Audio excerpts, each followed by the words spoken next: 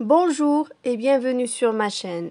Je vous présente aujourd'hui un cours très particulier qui concerne les préfixes. Qu'est-ce qu'un préfixe alors? Le préfixe est une suite de lettres que l'on place devant un mot de base.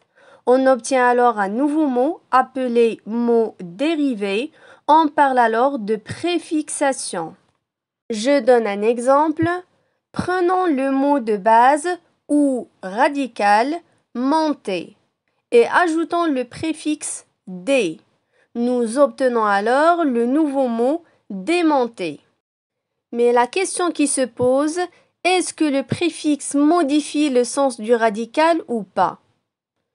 Oui, le préfixe modifie le sens du radical. Les préfixes en IN, IM, IL, IR et MAL indiquent le contraire. Les préfixes en RE, RE, R indiquent la répétition. Les préfixes en et en avec M indiquent la situation dans l'espace. D et D avec S marquent aussi un contraire. Je vous donne des exemples pour mieux comprendre ce que j'ai déjà dit. Alors en ajoutant le préfixe mal qui indique le contraire au mot de base honnête, on obtient le mot malhonnête qui est le contraire de honnête.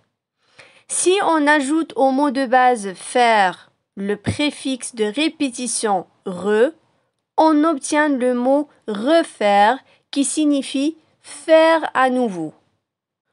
En ajoutant au mot de base cadre le préfixe en, on obtient le mot encadrer qui veut dire mettre dans un cadre.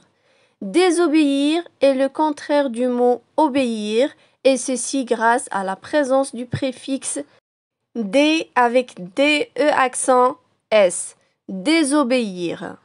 Je vous présente encore un schéma explicite que vous voyez sur vos écrans. Alors vous avez déranger qui est bien un verbe. Dé en vers signifie un préfixe.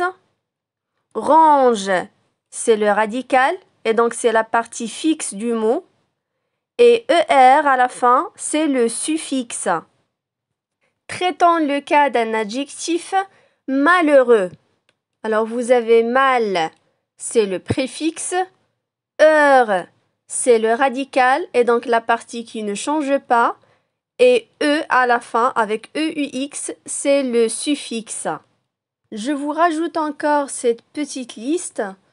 Alors vous avez mener, emmener, monter, remonter, faire, refaire, utiliser, réutiliser, normal, anormal, supportable, insupportable, logique, illogique, tabac, anti-tabac, anti, c'est un préfixe qui désigne le contraire, content, mécontent.